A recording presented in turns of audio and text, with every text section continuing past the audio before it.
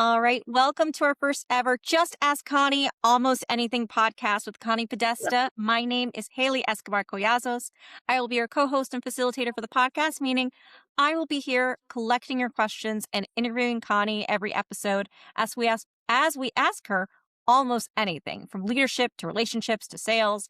But now, without further ado, allow me to welcome the true star of the podcast, Connie Podesta. How are you, Connie? Hello, good morning. And I love that you added the almost anything Yes. because as a therapist and coach and all of that, there's not many areas, personal, professional, but once in a while there's a question and I'm like, oh no, I am not going there. No.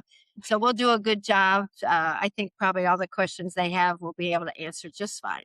Definitely. And this episode, because it's our first episode, I don't have a lot of questions from other people, but I have my own questions kind of to help people get to know you. So for No, people who are meeting you for no, the first you're probably as messed up as everybody listening. So well, of that should be course. your question should be perfect. I'm a millennial. Look at what I've grown up to. Yeah. And when I have my own therapist that not often, but once in a while I go, okay, I can't answer this for myself. I'm too involved. So I need your take on this. So, Exactly.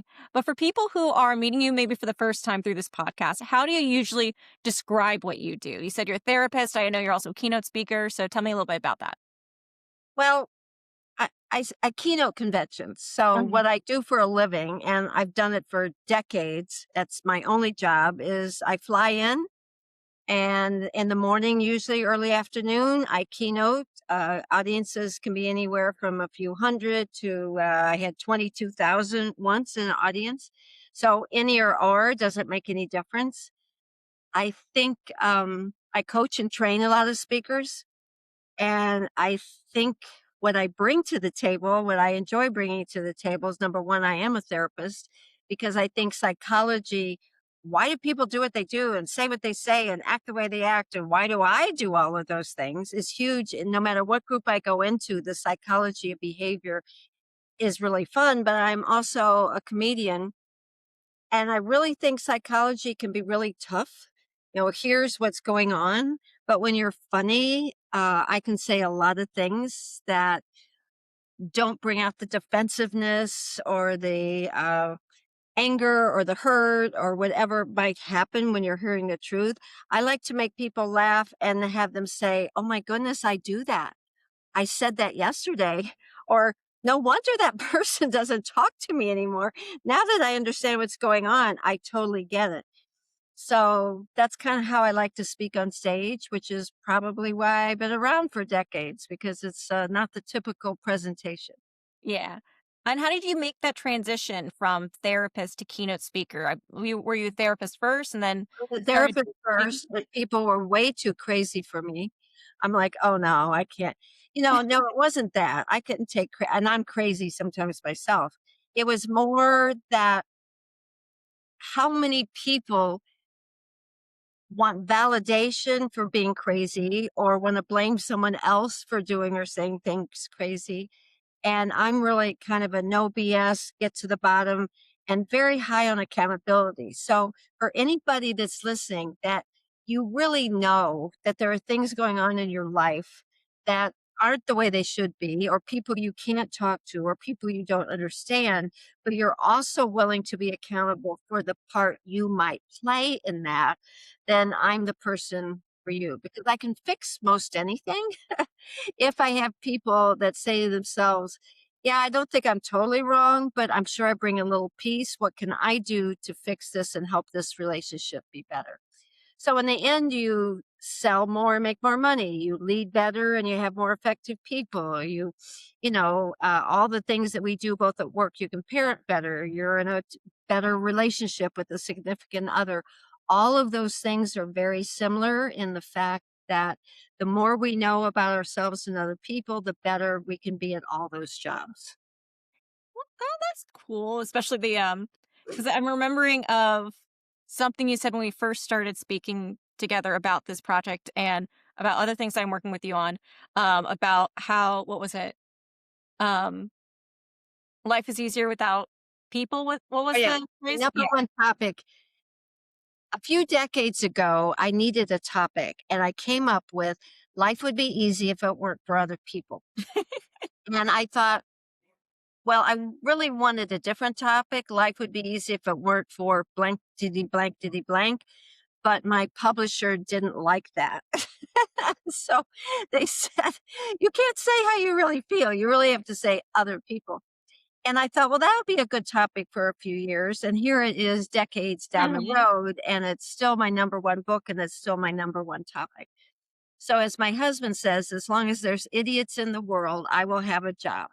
So, And you certainly haven't veered away from speaking about what you want to speak about. well, How do and you I can still be an idiot. Sometimes he'll say to me, you need to go read your book, chapter 3, page 12, because right now you're doing exactly what you talk to audiences about. find So I will admit that sometimes idiot behavior comes right out of me too. So, and how do you find that topic plays with what you mentioned before about, maybe you're not wrong, but you're not entirely right either? Uh, right. and how do you find that balances out when you're speaking with people? Well, I find that life, you know, when you go to most conventions and you look at the program of most topics at any convention or conference are telling the audience what they need to do better, how to be a better leader, how to be a better salesperson, how to do this, how to do that, how to make more money. But psychologically, that isn't how our brains work. Most of us don't really want to go. We think we're working as hard as we can. We're doing the best we can, especially since COVID. I mean, Mhm. we did COVID. Nobody's around. No one's telling us what to do. No one even knows what we're doing. We're in our pajamas. And we're doing pretty good. So now COVID's over, and all of a sudden, everyone's back in telling us what to do. So I always try to persuade companies to bring me in. Let's think of topics as marketing tools. A topic is a marketing tool where people would read it and go, I don't think I'll go to the beach today. This sounds really good. Or I don't think I'm going to go get a pina colada or lay in a hammock or, I call it the Maui. If they would rather go to the beach in Maui than come and hear you talk, then your topic probably sucks. I mean, that's Yeah. probably so the great thing about life would be easy if it weren't for other people is it's not telling you how you need to be a better person.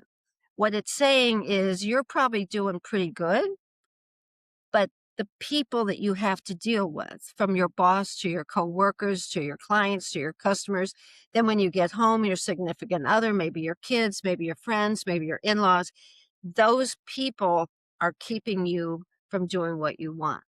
Now, I'll give away my secret now to everybody's listening. At some point, we got to turn that around because at some point, we can't fix any of those people.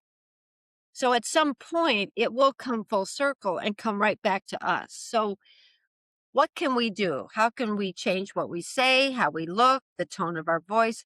What can we do to help make this relationship more profitable or more acceptable or more educational? What is it that we have to do?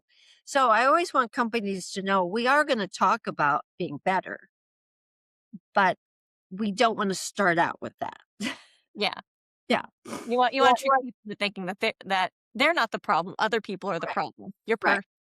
Has that been your favorite topic to speak on, or is there a different topic that's been your favorite? I would say it's my almost my only topic now. Mhm. Because I can do how to be a better leader, how to be a better salesperson, how to be a better this. But if you really talk to most people, the first thing out of their mouth in therapy would be, this isn't about me. It's my parents. It's society. It's my job. It's my spouse. It's my kids. So, in most of us, in order to survive, and that's what our subconscious, unconscious is about, is helping us survive. Um, Generally, to survive, we have to feel like we're doing okay. And it's the people around us keeping from being who we want to be. Mhm. And in many ways, that is true, except very quickly, I get to the point that we have choices about who to be married to. We have choices about how to raise our kids. We have choices. So I think it's understanding that people, for the most part, are doing the best they can. However, most of them want things to be better. you know. Yeah. And how have you found being a therapist helps you? I know you talked a little bit about that, but overall, how's being a therapist really help you be a better speaker for people? I tell companies and people, I don't know how we could do anything without psychology. Psychology should be a required course in junior high. How people behave, how we react, uh, what turns somebody on to what you're selling, what turns someone on to how you're leading, how do we do all these jobs, and the part that our brain plays in that is so unbelievably important, and yet it's probably the missing piece in most companies, most organizations, most families. Most families have very different people.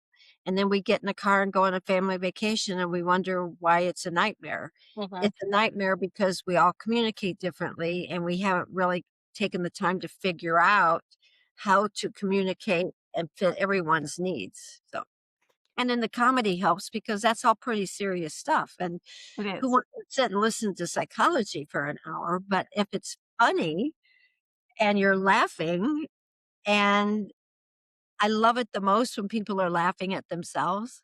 They're sitting there going, "I did that yesterday. Oh goodness. I just said that. I just acted that way."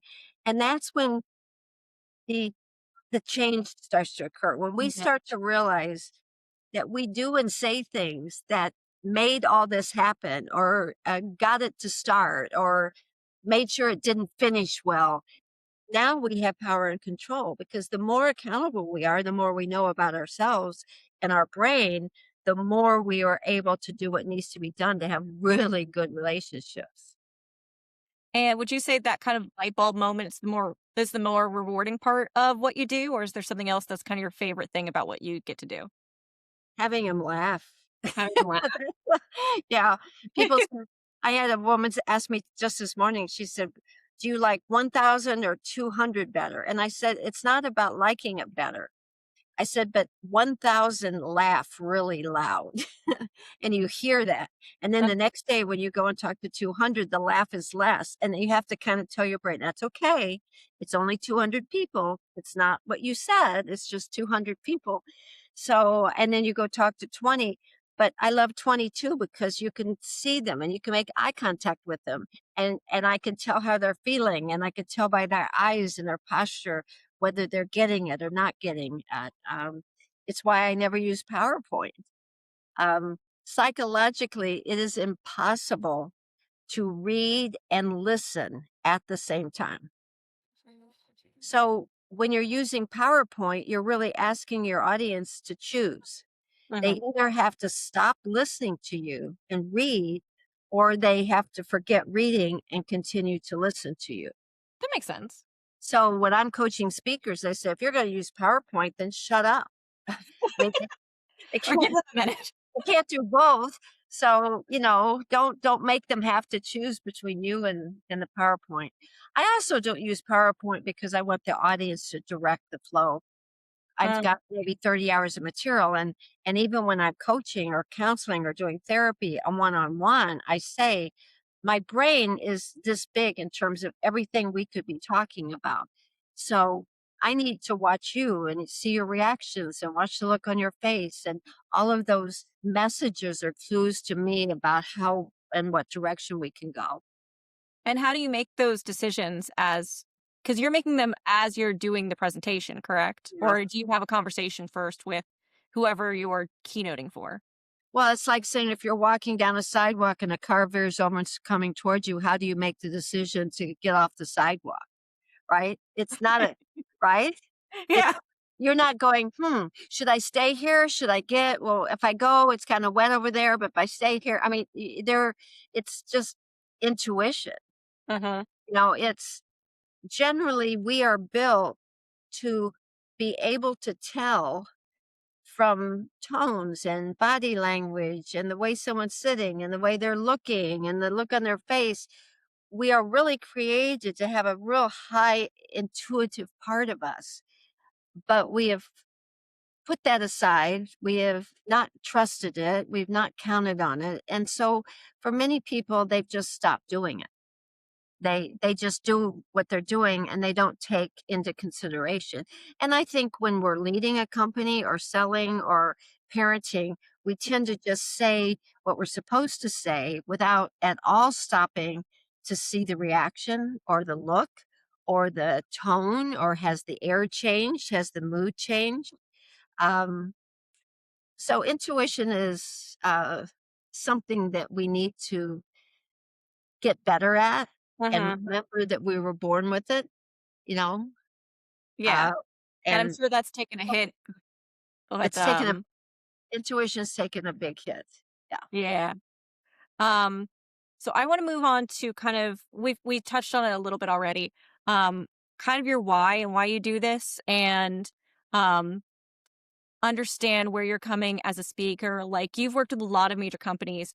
Um, what's the most common problem that you've seen across all of them that you keep coming back to?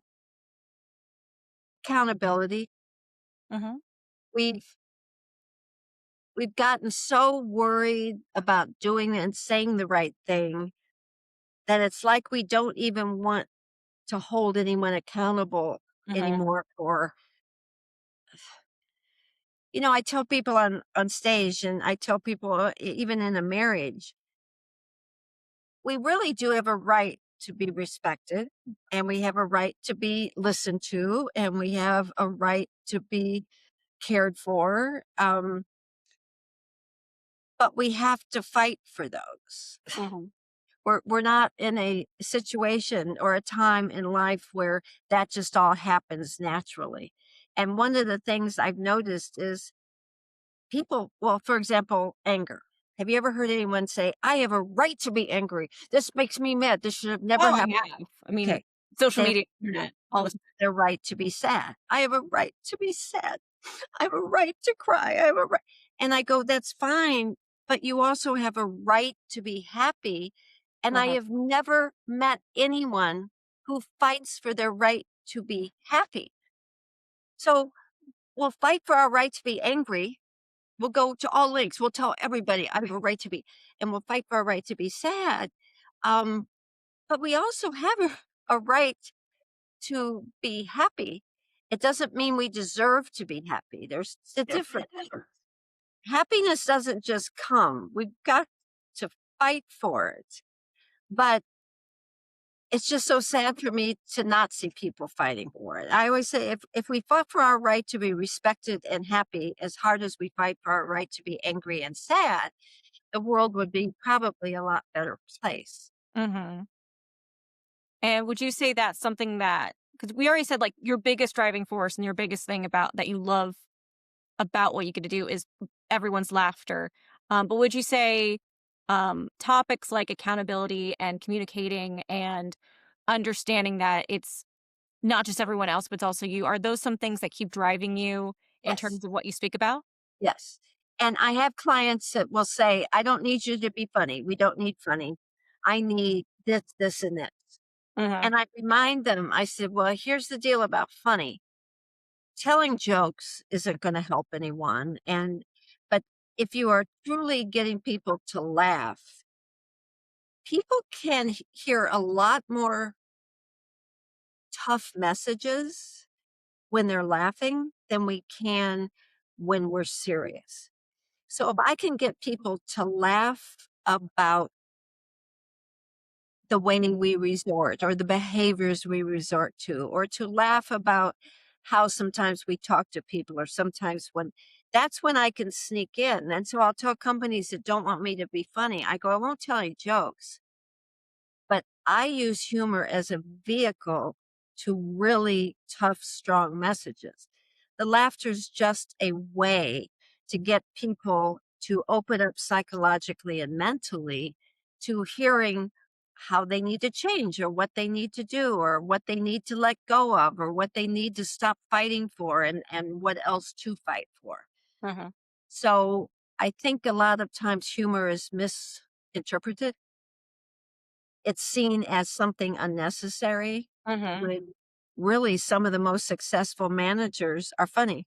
Some of the most successful parents are funny. And I don't mean you have to be telling, I've never told a joke on stage. Mhm. I mean that there's got to be a sense of humor. There's Uh-huh. got to be some joy.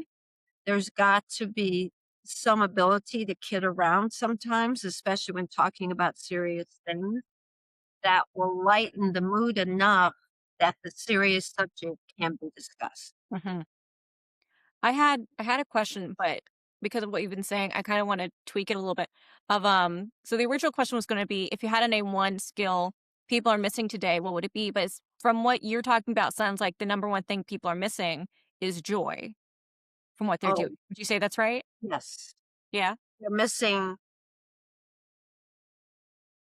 joy is it's almost non-existent. Uh-huh. Either the world is this, the world is that, this is going to happen. And and again, you have to fight for joy. Uh-huh. And the world could be falling apart. And sometimes, I read something, it came up on my YouTube on the phone, and it just says, if you are feeling really bad, just smile. The act of smiling, whether you mean it or not, whether it's the worst day, there's something about doing the smile that triggers our brains Uh-huh. into, for that moment, reacting as though we were happy. And I'm like, that's really amazing that our brains can do these things, or our body can do these things, and our brains will interpret them a certain way. So I would have to say accountability is what is missing, but a sense of joy, meaning I like working here. Uh-huh. I and people will say to me, Connie, I wish we could do what you do. If we did what you did, motivational speaker, we would be happy. And I go, but I literally hate about 70% of what I do. Oh goodness. But that's pretty normal. Yeah. I mean, what do you hate about your job? Exactly. Because I know. Well, I have so many jobs, other than, of course, now co-hosting this podcast with Yeah. you. Um, but even I'm thinking, I don't want to get too much into myself on this podcast because I wanted to focus on you. But I work in film as well, and we have a But joke. you're every man. I know, but So we have every woman or whatever. So we have a joke though in the film industry, which is hurry up and wait.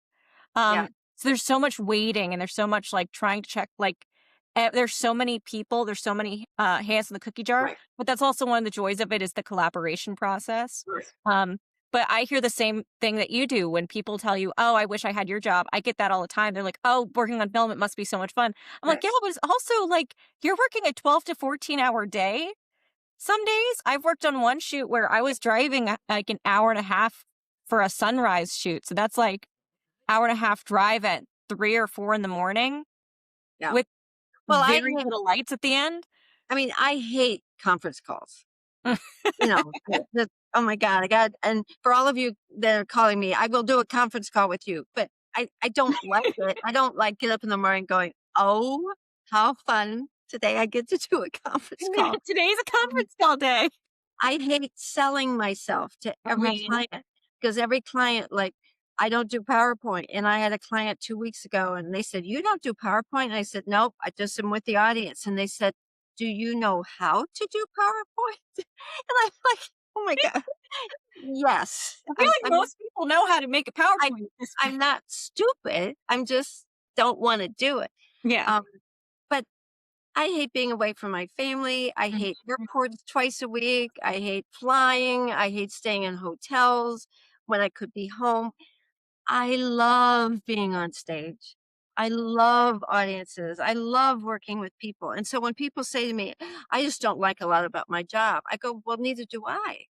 I don't know, even actors and actresses. Yeah. It'll take them 5 days to do one take over and over and Over and repeating. over again. Right.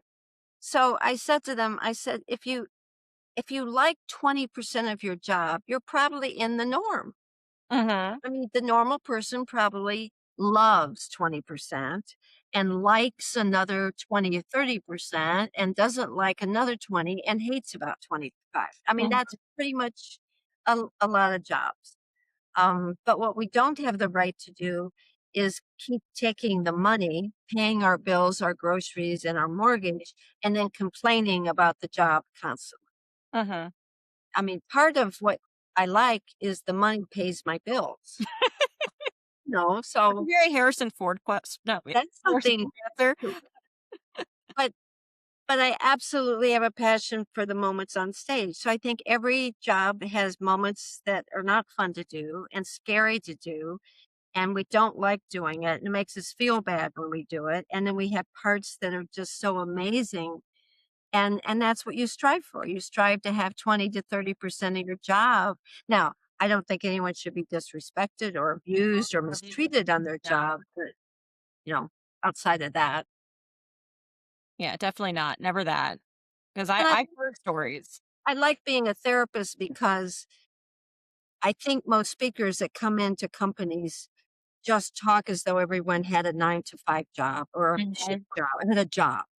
Whereas when I teach leadership, I'm like, everything I'm going to teach you, you can apply to parenting. Or if I teach sales, every time I'm going to teach you can be applied to your significant other. Yeah. Or so I like the ability to treat people 24/7.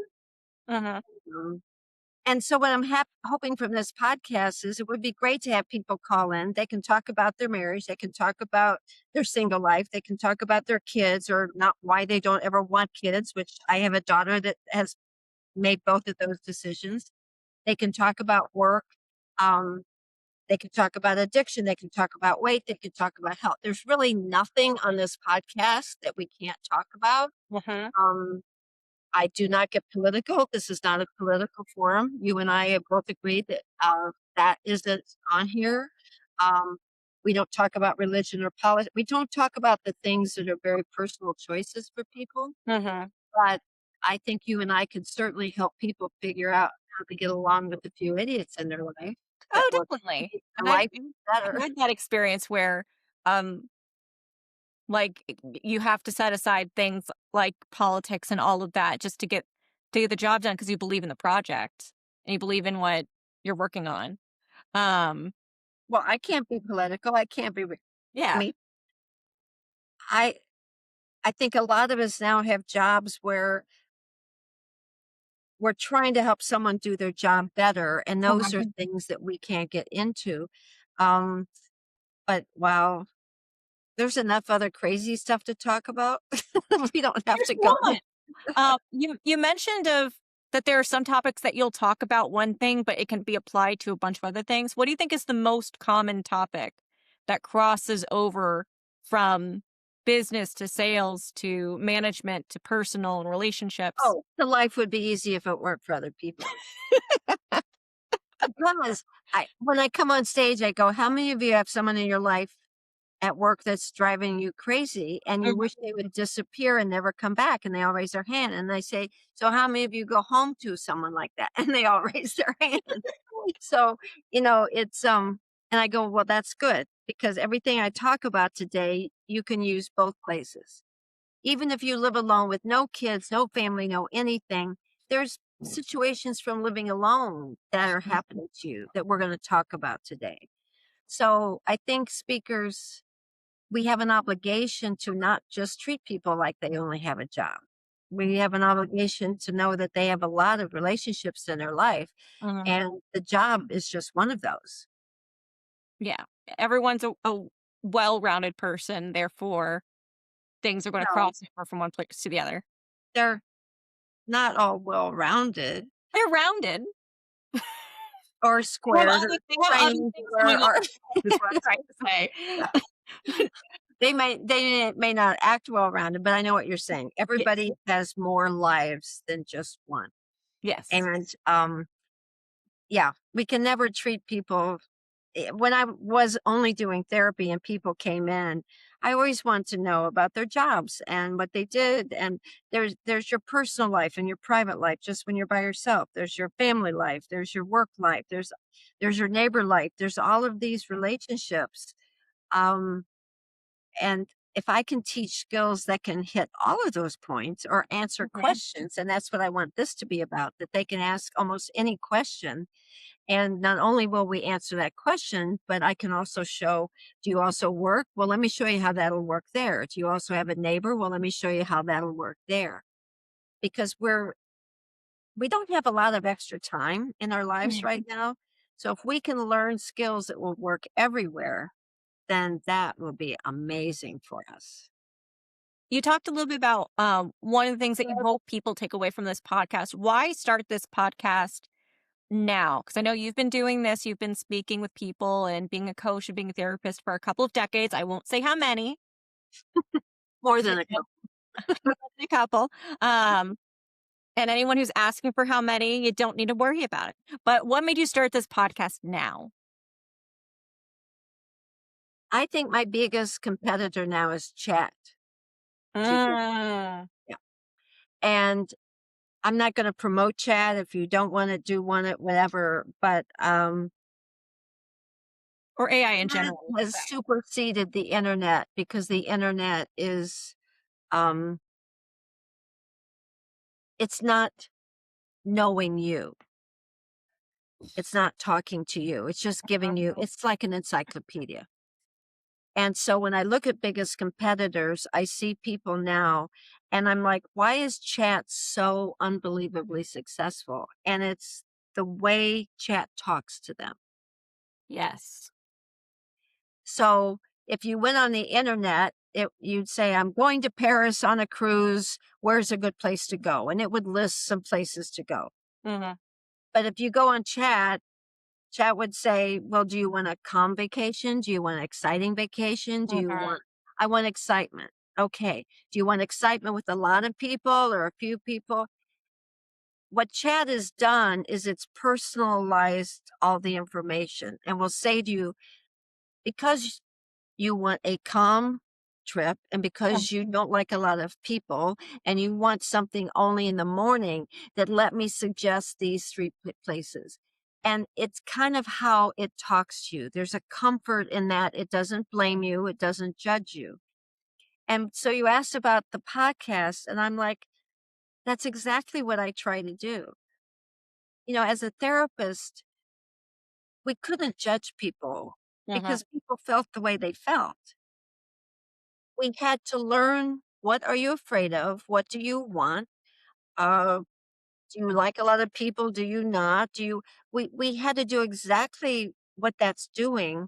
And then we had to talk to people from that point. At least that's what good therapists do. It's a good therapist too. And so I thought my biggest competitor now really is, in a way, is an entity that knows how to talk to people, Mm-hmm. which means that what people are lacking right now is being talked to without being judged. Mm-hmm.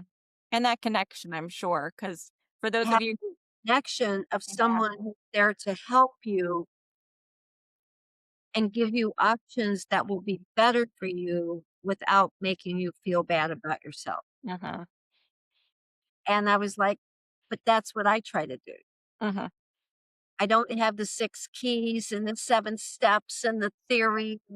And because all of that is hard on people that in every audience, there's people who want 6 keys and data and bottom line, but there's also people like me who want excitement and fun and interaction.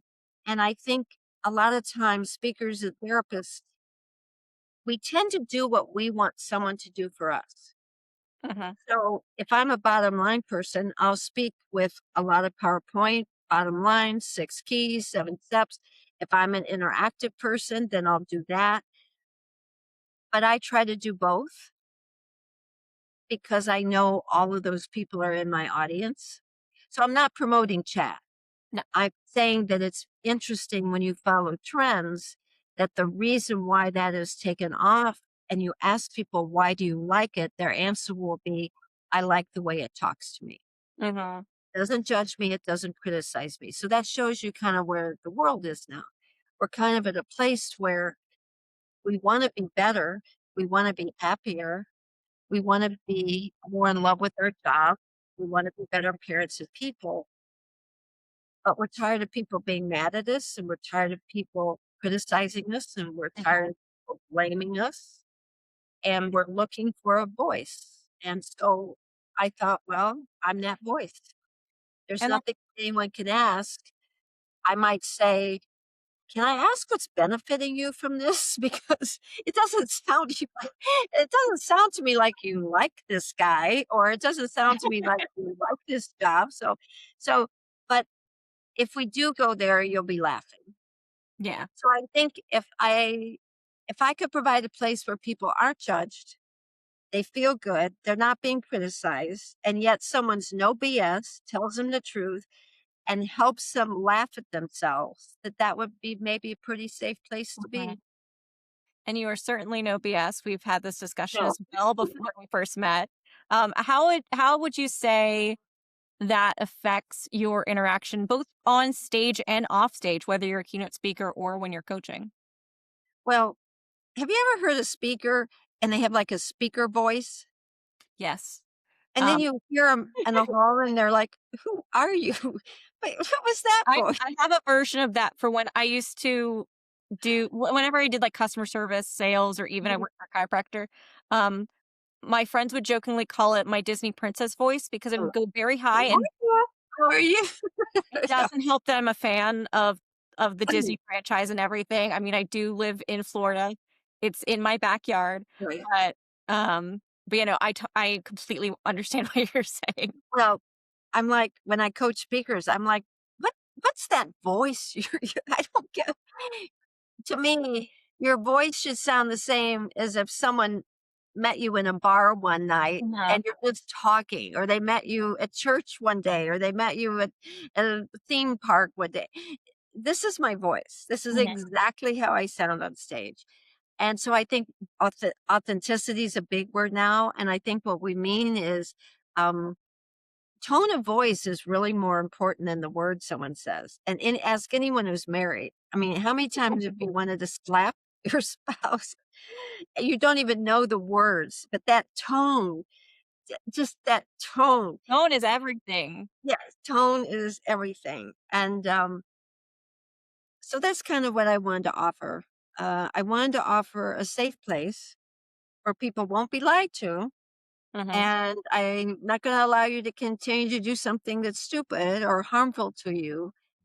But I won't blame you or be mad at you. I will just help you understand a different, better way that you could reach what your goals are. Mhm. And I think it's hard to find that right now. And therapists now are expensive, four and Yeah. $500 a day. And some are great and some are like, and how does that make you feel? And you're like, I just paid 400 to have you tell me.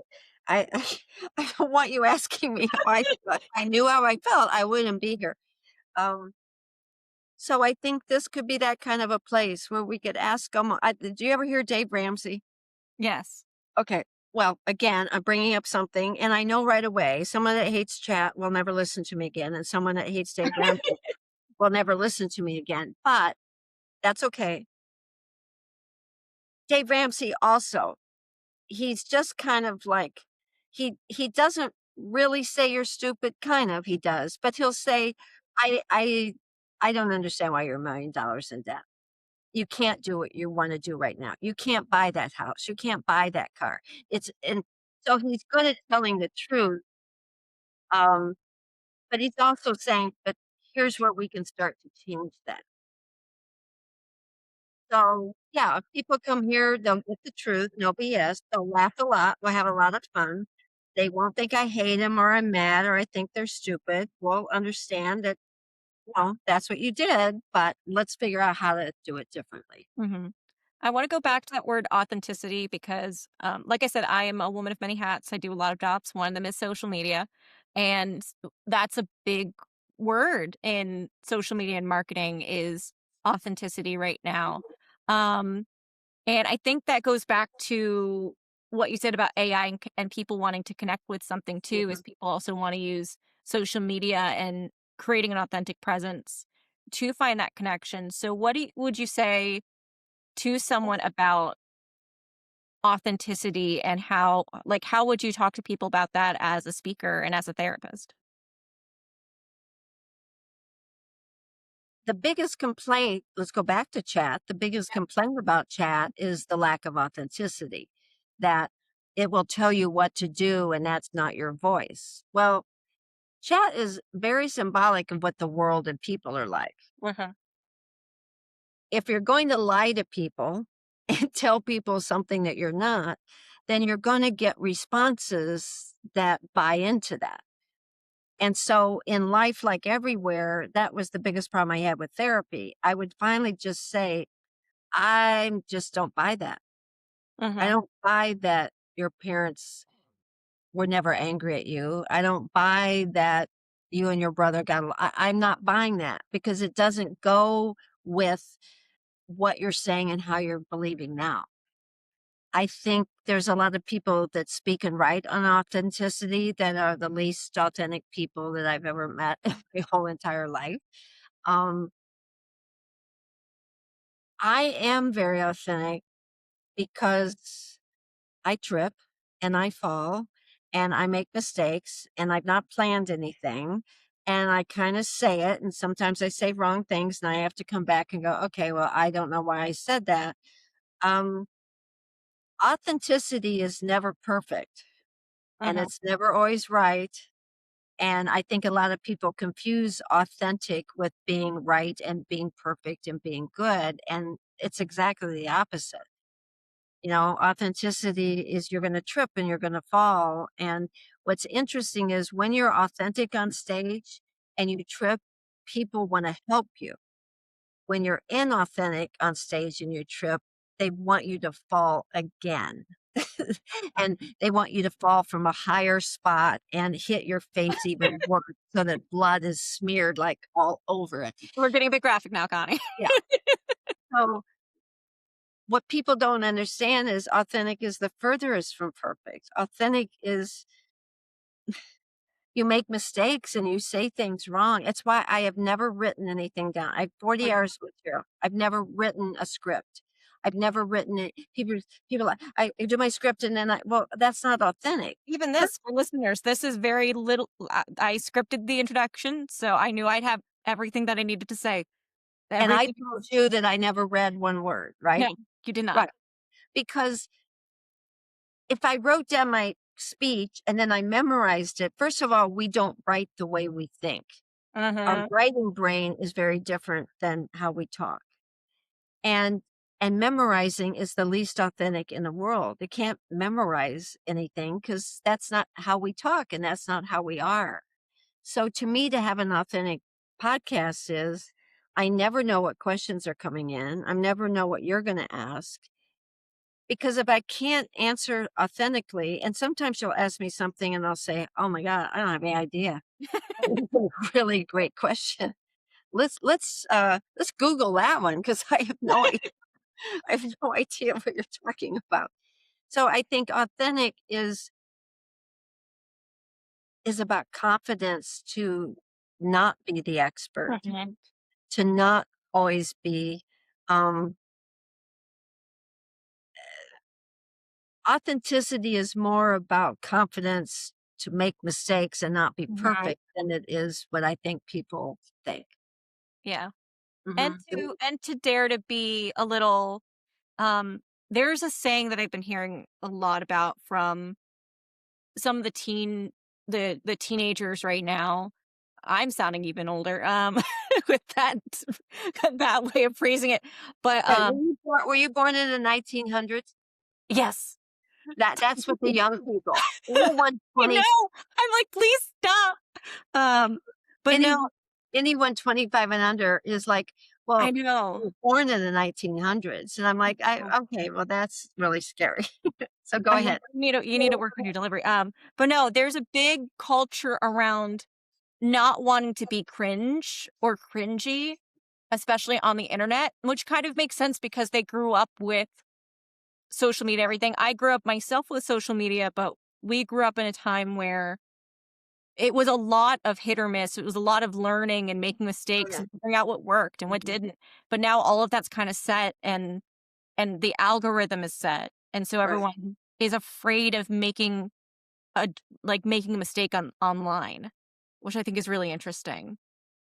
Well, like this morning, I was having coffee with a friend, and she's in leadership, Mm-hmm. and she just had an employee complain that she used exclamation marks, and that was anger. And Which is she was, fascinating. I think of it completely different. so do I. And Mm-hmm. she did too. She wasn't using them in anger. But we're so afraid now. Being afraid of being cringy means you're being afraid of offending anyone. Mm-hmm. And I won't say who, but there is someone that I listen to quite a bit, and he said, which I love, just because I offended you doesn't mean you're right. Mm-hmm. You know, sometimes we can offend someone's point of view. It doesn't mean their point of view is right, doesn't mean that we're wrong. So I think authentic is also about being willing to say what you feel, but also being willing to listen to other people Mm-hmm. and hear them, you know. Oh, definitely. Because I know I've certainly said something and then didn't realize, and I learned from it because then I get to listen to other people. That's one of the things I love about what I get to do, whether it's social media or working in film or being a writer, is learning other people's stories. Being like, hey, I didn't know that, and now I'm learning from it. Isn't that such an amazing Right. experience to have Like now? right now, I would probably put, if I were younger on Facebook, once in a while, I'll probably be a little cringy. If I am, just let me Mhm. know. Sometimes I may be cringy to one of you and the other one doesn't think I am. I would just make fun of it. Yeah. I mean, you know, it's the harder we try to please everybody. And I Mhm. think that's where we're at now. We're not trying to please them. We're trying to stay out of trouble. We're Yes. trying to not offend. We're trying to not make anyone mad. And, sometimes there are mad people, and sometimes there's offended people. And sometimes, that's why we have an unfollow button on Facebook. Like, you know what? I'm done. Unfollow. I can't do this anymore. Unfriend. Yeah. So we're getting a little bit closer to the end of our time. 'Cause it's been 47-ish minutes now. I want to try to keep these under, I know you as well want to keep these a little bit under an hour. But so we're setting the stage for the next episode and whatever topic we're going to have then, which we're still formulating. Um, I what think we should do it from all of you listening. I think you should write. Definitely. Yeah. What do you want to hear? Do they have an email to write into? Not yet, but I will have it in the description. And you can also DM Connie on Instagram, which is Connie Podesta. Very simple. And I will see you guys there as well because I help Connie with her social media here and there. Um, but are there any topics in particular you kind of want them to focus on? I know Valentine's Day is coming up. I know it's been a very chaotic start to 2026 for everyone, whether you're in politics or not. I mean, again, I'm from Florida and we had snow this week and I don't like I'm it. from Dallas. We had snow this week too. I know none of us like it down here. We're like, this is why we stayed down here Yeah. so we wouldn't have to deal with it. Yeah. Well, welcome to everyone else's world. That's I know. um no, I think we can talk about almost anything. I think you all should write and you should determine what the next one is, what's bothering you, what do you want to know about, what do you want to learn about? Do you want to text me right on? We'll have a chat room where I can just take questions, Hmm. uh, yeah, about anything and tell us what's going on in your life and what you want to know about and what you want to hear about. Exactly. And we might be a little cringy at the start because we're figuring this out. And I um, will never be crunchy. She you'll will. never be. Never. She Thank you for doesn't throwing know. that in the bus, Connie. Here's the difference. Um, She still cares what you think. And I don't. Either way, we're figuring it out as we go. So, but we'd love to hear from all of you what you want us to talk about, what questions you want to ask Connie. Again, she will answer almost anything. Kind of like having your $400 to $500 therapist for free online. Exactly. And I will use your first name, but no one's going to know who you No, are. no. Your voice is not going to be on here. Mhm. Yeah. So, And who doesn't want free therapy? I mean, well, who doesn't need three that's the free better question is who doesn't need it? And the question is, the answer is everyone needs There therapy. used to be a saying that some of us go to therapy because of the people who won't go to therapy. I've heard that saying, and on the first time I heard it, I'm like, that's one of the truest Well, statements. and I always say, weak people never go to therapy. Strong Mhm. people, they're like, they either want to know about them, they want to know about their life. They they don't want their life to be like this. They want to learn what they need to know so that they can make the changes. They don't want to hate their job. They don't want to hate their spouse. They don't want to have one of their kids out of control. And but weak people never go to therapy. They just blame. It's their parents, it's society, it's their color, it's their way they talk. I hate my job, I hate my life. So I say, strong people go because they want to learn and get better, and weak people are the reason why we go, and I don't mean weak in terms of strength. I mean weak in terms of you honestly believe that nothing you do is a problem and it's everybody else's fault. Mhm. And I will agree with you. It's often other people's fault, but it's always partly ours. Yeah. I mean, all my years of marriage counseling, there isn't a marriage in the world where one person did or said or allowed or gave permission or gave up control or gave up and let something else happen. So we can be attacked, we can be mugged, we can be kidnapped. There's times when we don't have any power, but mine is showing you the power that you do have and maybe the steps you can take to have a life that's more what you want it to be.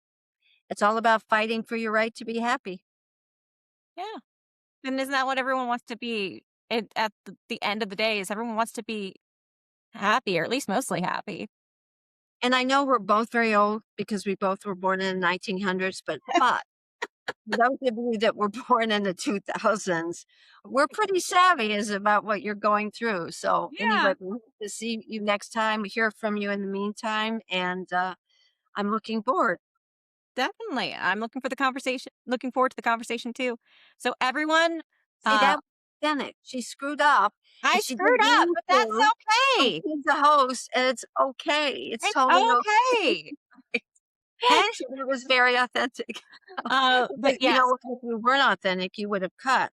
yes. Then I you would would have. have I edited, can't do and that. then you would have come back on and said that right, and that's kind of a great example. I told her to kinda screw up at the end so that we could make Yeah. this point. No, I What the funniest part too is when I mentioned that I'm in film, I'm a script supervisor. When I am on set, that is literally my job, is to tell people so, when yes, doing it wrong. stop that. That was not good. We're gonna cut Oh, that out. stop it. And here I am doing it out in the open and being okay with it. It's fine. Yeah, yeah. But That was thank you. very cringy, by the way. I almost Oh, cringed well, myself to death on oh that my one. goodness. But thank you everyone for listening, and please feel free to send your questions in the DMs on Instagram for Connie Podesta. And I will also have a email very, very soon for you guys in the description for this podcast for you to submit there as well. And we look forward to answering some of your questions next time. Bye, guys.